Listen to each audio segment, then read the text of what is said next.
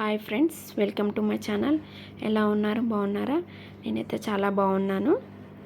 ఈరోజు ఇంట్లోనే సింపుల్గా నార్మల్ రైస్తో చికెన్ బిర్యానీ ఎలా వేయాలో చూపిస్తాను. ముందుగా కేజీ చికెన్ అయితే తీసుకోవాలి. బాగా కడిగి ఒక గిన్నెలోకి తీసుకోవాలి.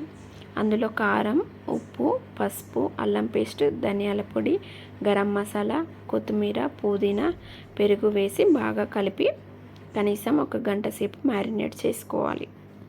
ఇక్కడ నేను కేజీ చికెన్కి కేజీ రైస్ తీసుకుంటున్నాను. మీకు తక్కువ రైస్ కావాలనుకుంటే 3/4 కేజీ రైస్ తీసుకుంటే సరిపోతుంది. ఒక మందపాటి గిన్నె తీసుకొని అందులోకి ముందుగా మ్యారినేట్ చేసుకున్న చికెన్ అయితే వేసి కొద్దిగా నూనె పోసి స్టవ్ పై పెట్టాలి. మరో ప్యాన్లో నూనె వేసి ఉల్లిపాయలను గోల్డెన్ బ్రౌన్ కలర్ వచ్చే వరకు వేయించుకోవాలి. ఇప్పుడు గ్రేవీ కోసం టమాటా, ఉల్లిపాయ, కొత్తిమీర, పుదీనా వేసి గ్రైండ్ చేసుకోవాలి. ఈ మిశ్రమాన్ని చికెన్లో వేసి బాగా కలపాలి.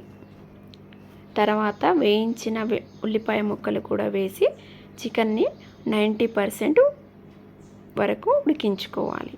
ఇప్పుడు నేనైతే రైస్ని 1/2 అవర్ ముందు కడిగి నానబెట్టుకున్నాను. ఒక పెద్ద గిన్నెలో నీళ్లు తీసుకొని బిర్యానీ మసాలా దినుసులు, పచ్చిమిర్చి, కొత్తిమీర, పుదీనా, ఉప్పు, నెయ్యి వేసి మరిగించాలి.